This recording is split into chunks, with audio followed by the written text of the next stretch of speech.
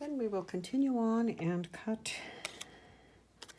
the other flowers. There is, Stampin' Up! Did come out with a magnetic plate for this machine, and I have one, but it has warped and doesn't, the magnetic part of it really doesn't work very well, so I tend to not use it a lot. And as long as I take my time with this, it does work by just laying them on and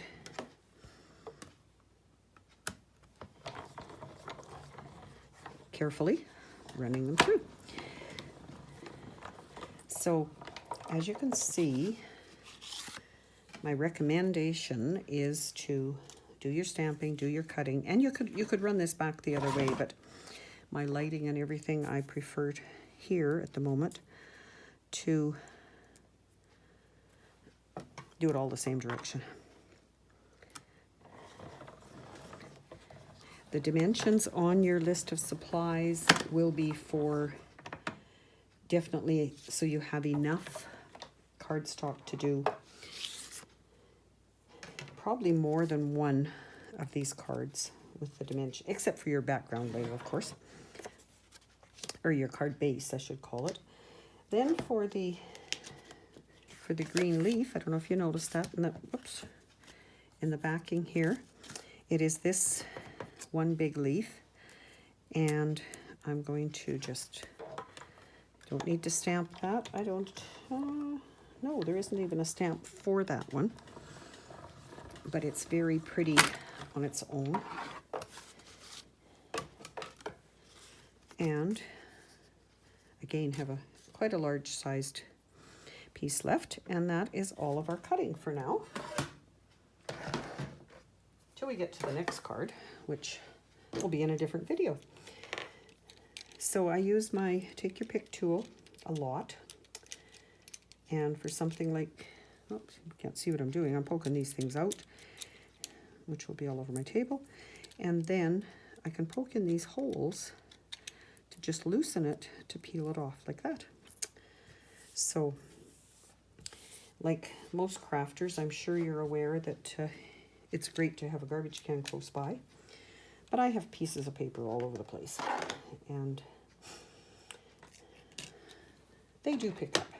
Okay, so we have our pieces. So we will build this, and I like to do my gluing on the silicone mat just in case I end up with glue where I shouldn't have,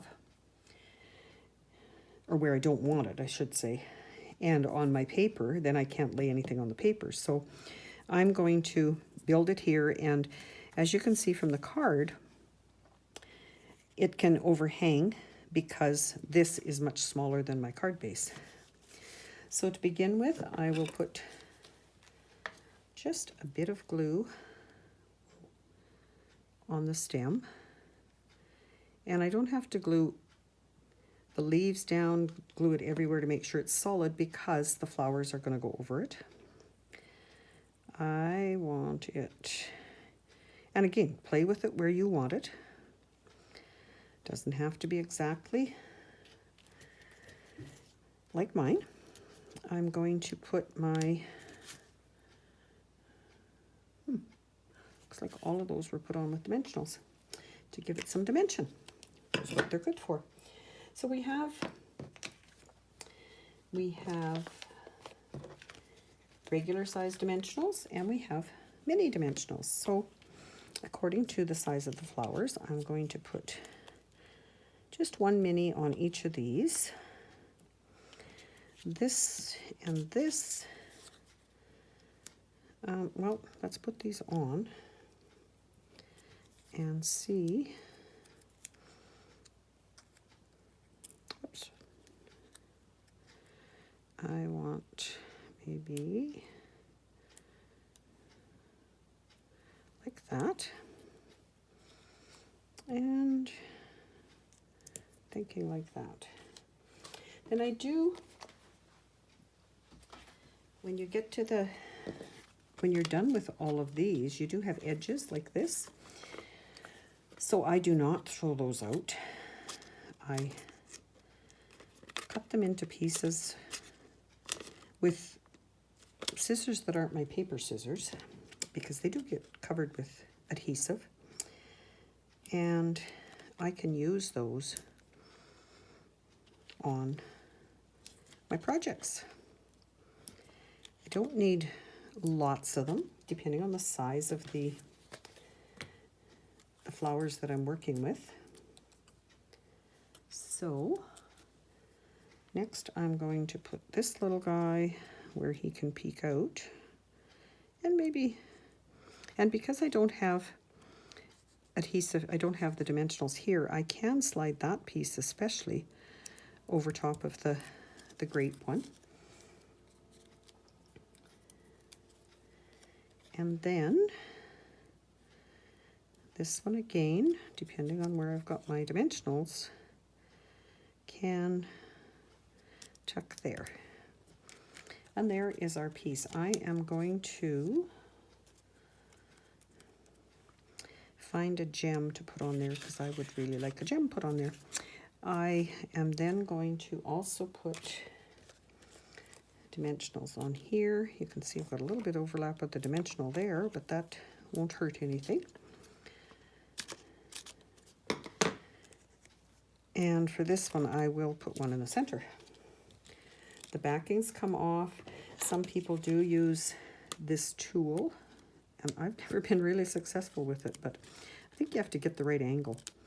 And I do have fingernails that work quite well. So I know some of the gals with artificial nails have an issue. Oh, that's pretty, pretty, but I do need some type of, I'm going to put some kind of a rhinestone in there. And then I have a strip of, I think I told you the measurement, about 8 inches. I'm just going to tie a bow, and for my bows, most of the time, I do, grandkids laugh at me, I call it a bunny ears. Those look like bunny ears to you? And this ribbon is so soft. Obviously wasn't in the center, but you get the idea. And to attach a ribbon, a bow, I will most often use a glue dot, which I tie some baker's twine to hold it from flapping all over. And I see I've got an extra glue dot right there, so I'm going to use it. So I can just pick it up and attach it there. My bow isn't terribly tight, but that's okay. And then I have some scissors that Stampin' Up! Used to sell that I keep strictly for my ribbon, because they cut it so nicely. And then I don't have to worry about glue or anything ending up on those scissors. So that is our card. I might play with that a little bit more afterwards. Now, let me pick, thinking a gilded gem. And here's something else to share with you. I purchased these cases from Stampin' Up! And keep my embellishments in them. So easy to find, as you just saw. Just reach my shelf and everything's labeled. I can find it. Then to put a gem on there, I'm going to just pick it up with my take your pick tool. And you know what? Because I happen to have these right here, I don't think I need the packaging anymore. I'll take this little guy. They come in 3 different sizes, and I can put one there. And no, I don't think I'm going to do the other 2. I think I'll just do that. So that was not on the list of supplies I gave you. That's just kind of an extra that I'm putting on this one. So hopefully you like it. And there you can see with and without the embellishments. So hopefully you enjoyed that card, and I will carry on to the next ones.